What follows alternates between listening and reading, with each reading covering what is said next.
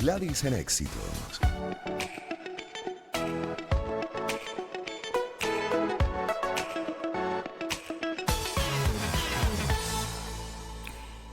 Bueno, ¿cómo ha estado la economía en el 2024 en Venezuela? De lo que fue el periodo anterior a las elecciones del 28 de julio y cómo vamos luego de esas elecciones presidenciales, además, que han derivado en un conflicto y muy complejo no resuelto. Para revisar el escenario económico tenemos a una especialista, además, también en microeconomía, para que nos oriente mejor, Tamara Herrera, directora de Síntesis Financiera. ¿Cómo está? Bienvenida. Muchas gracias, un gusto estar de nuevo en tu programa. El gusto nuestro, profesora, y bueno, para que nos oriente, ¿no? En este sentido, incluso las expectativas que ustedes tienen con relación a esa realidad económica en el país y absolutamente ligada, pues muy dependiente de la situación política.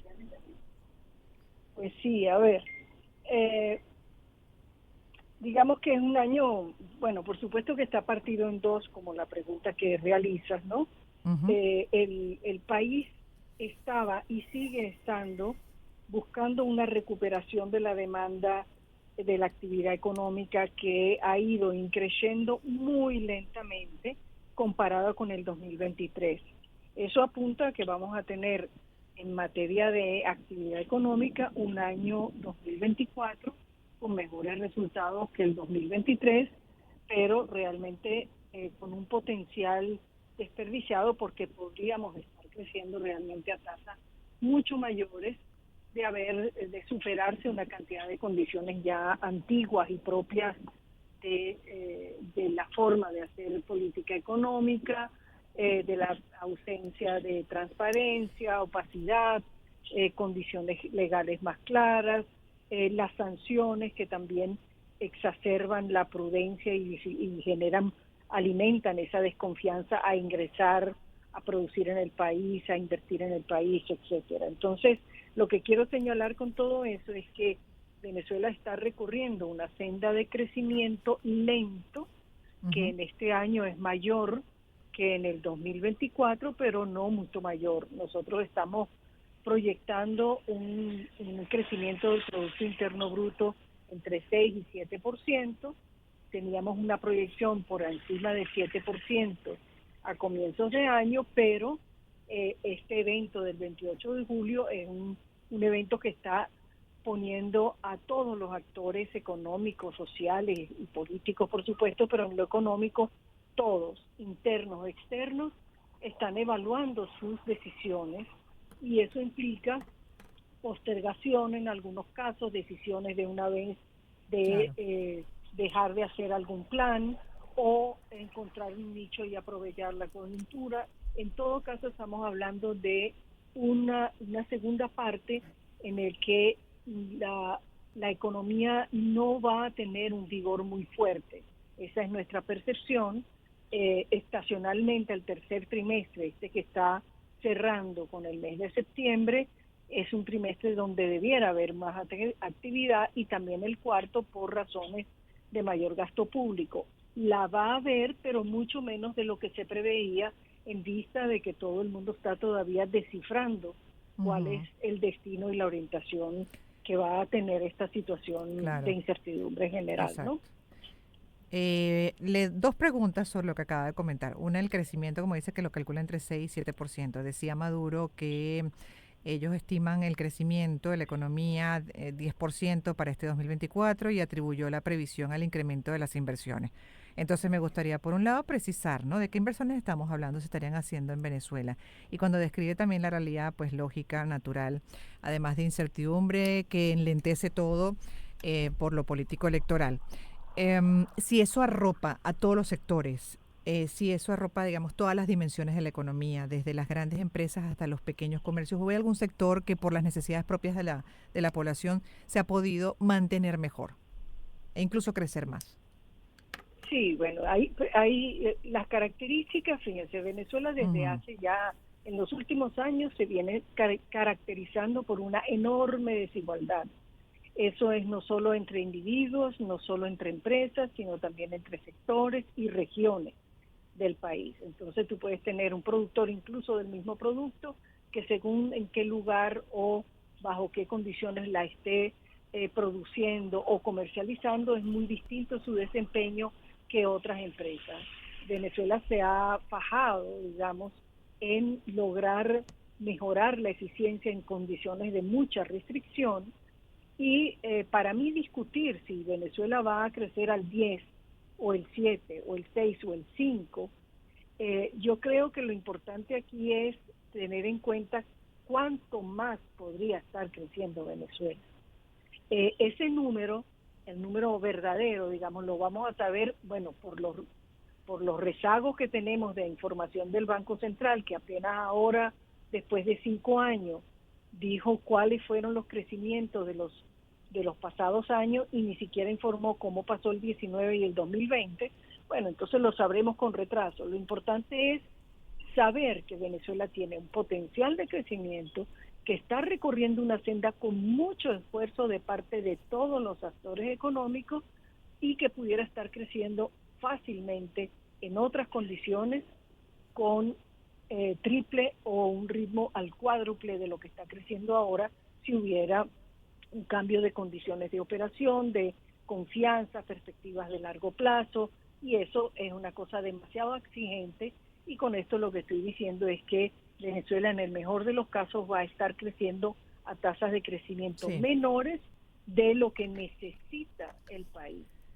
Las amenazas fundamentales están ahora en que no se pierda, digámoslo así, el gran logro de haber salido de la hiperinflación y de estar viendo ahora inflaciones muy bajas. Y noten ustedes que el mes pasado se anunció una inflación de 0,7, este mes es 1,4, nosotros en Síntesis Financiera habíamos proyectado 1,8, pero lo que queremos decir es que hay una aceleración y hay una incertidumbre en materia cambiaria y una brecha cambiaria que separa la tasa paralela de la oficial, que está elevándose y manteniéndose muy elevada, exacerba aún más la demanda de divisas, y estos son elementos que están poniendo en serio peligro justamente ese logro de estabilización que con mucho énfasis recesivo y con mucho sacrificio impuesto tuvo que lograrse en 6 años. Entonces creo que la mayor preocupación nuestra es no perder la estabilidad y sobre todo tener unas condiciones de creación de confianza. Y ese desafío está única y exclusivamente en la cancha de las autoridades económicas del país, que están haciendo algunas declaraciones, algunas informaciones, algunos pasos que, bueno, para mí van en la dirección correcta, pero como ha sido frecuente, son insuficientes y son lentos. Igual que las inversiones ocurren, y es que ocurre una cuando podrían estar ocurriendo 10.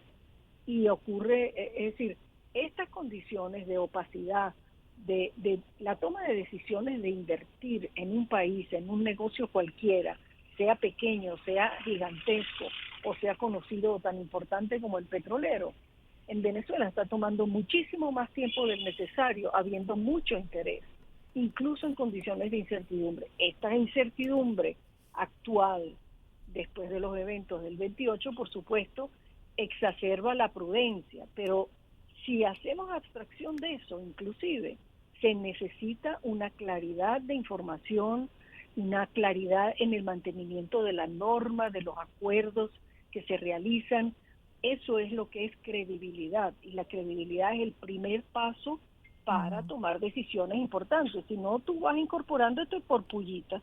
Y como digo, Venezuela necesita y se merece crecer a otro ritmo. Claro, y de hecho lo de las inversiones que le preguntaba también, ¿qué tipo de inversiones hasta ahora se vienen haciendo para que haya de una u otra manera, pues en algo, ¿no? También fortalecido la economía nacional. ¿Cuáles son esas inversiones que incluso ustedes como economistas consideran valiosas?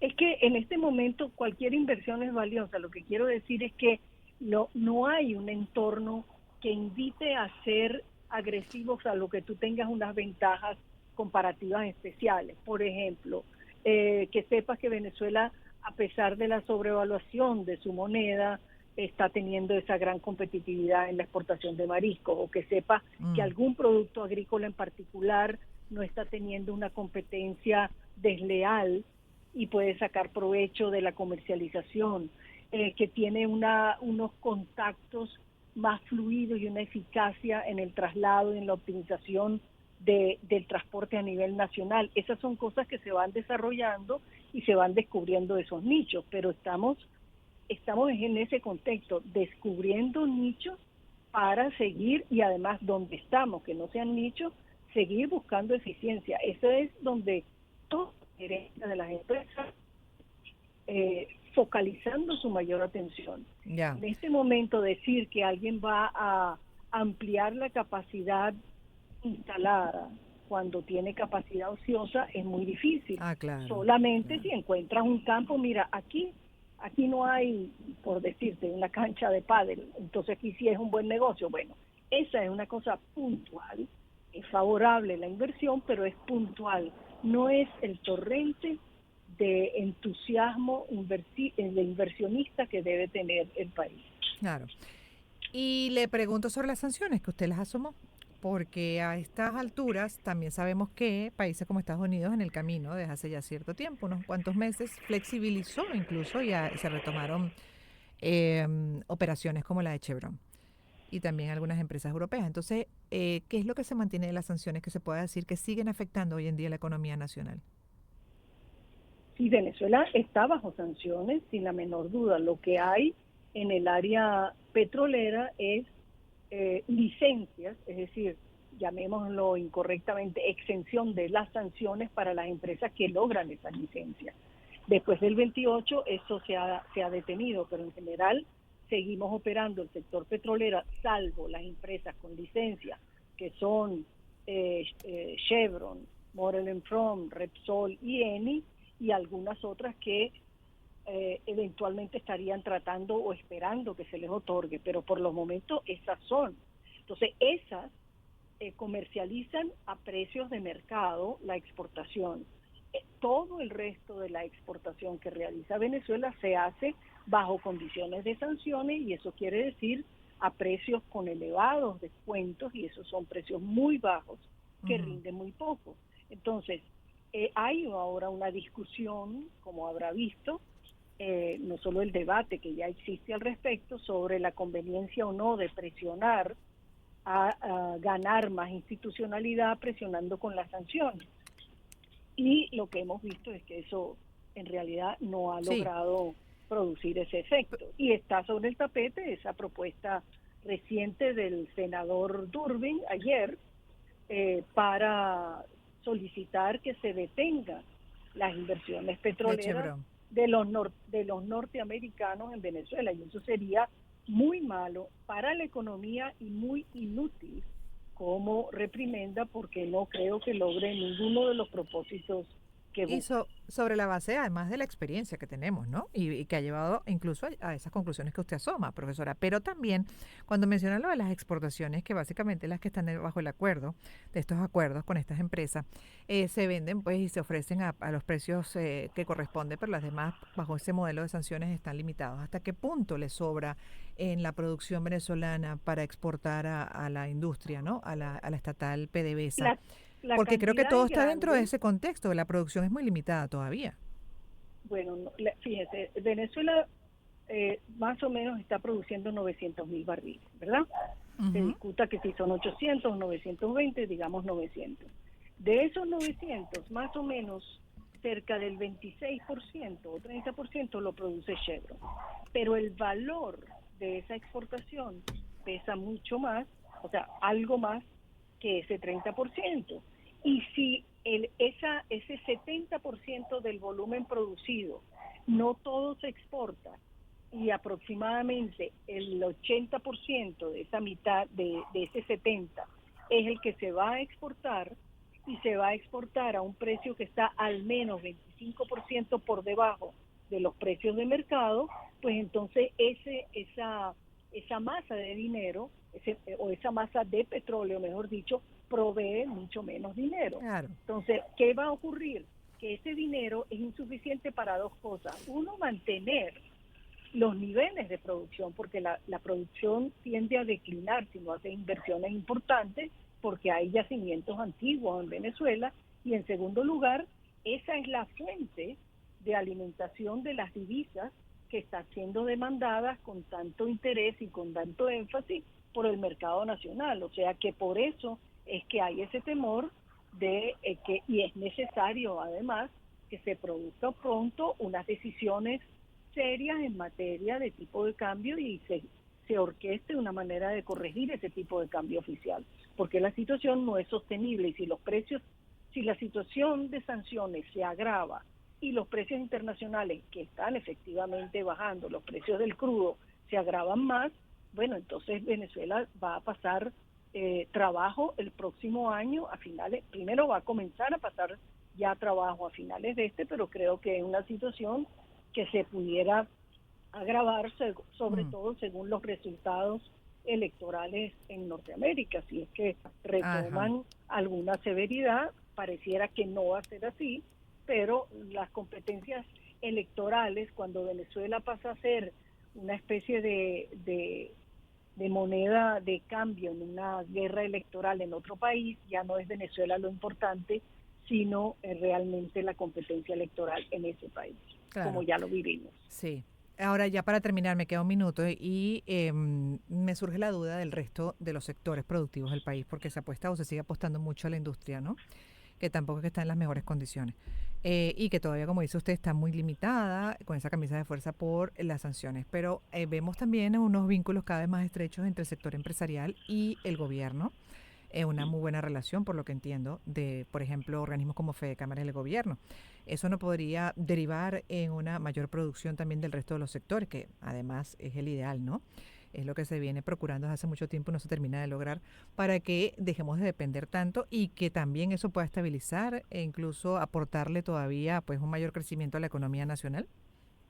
Mire, la buena relación del sector público y privado es una condición sine qua non de todo país que se precie civilizado. Para nosotros ha sido tan extraño que a veces hasta es criticado, pero es una cosa imprescindible. Y una de las cosas que ha ocurrido es que ha estado tan deteriorada que ahora que parece que ha habido tanto esfuerzo en rescatarla a lo largo de los últimos años, bueno, uno desea que ojalá se pueda mantener, porque si no hay esa interrelación, no hay la mínima comunicación o comprensión de las visiones de gobierno y sector privado para echar adelante la economía. Y el gobierno ojalá pueda escuchar cada vez mejor las necesidades de toda la economía, porque todavía vemos muchísima inequidad en actores nuevos. Algunos entran al mercado venezolano con mucha agresividad y buen músculo propio, digámoslo así. Otros simplemente tienen buenas relaciones o no cumplen necesariamente con todas los requisitos de ingreso al país y tienen mucha más facilidad de los que han estado trabajando en el país por muchos años con altísimos costos y muchísimos obstáculos, y con una capacidad ociosa que oscila entre 50 y 60%. Es decir, que tú tienes una casa operando con solamente 2 de los 8 cuartos que tiene. Uh-huh. Uh-huh.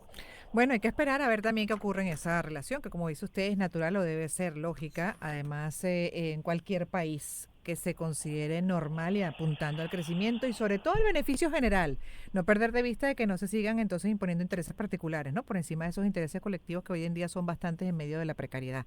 Y el requisito fundamental, y perdona la interrupción, uh-huh, el requisito fundamental para esa relación uh-huh, entre sector público y privado es información y transparencia. Cuando hay eso, está ganado el camino, y ese es el principal obstáculo que existe en esa y en toda promoción de inversiones nacional e internacional para Venezuela. Seguiremos con usted y con otros analizando la realidad venezolana. Mil gracias por dedicarnos estos minutos. Tamara Herrera es economista, es directora de Síntesis Financiera. Cuídese mucho, profesora. Feliz tarde para usted. Y para aquellos que se desconectan en este momento, cerrando la primera hora nacional, pero queda una segunda parte en la que, entre otros, tendremos el segmento Conducta Humana con la doctora Mercedes Schnell.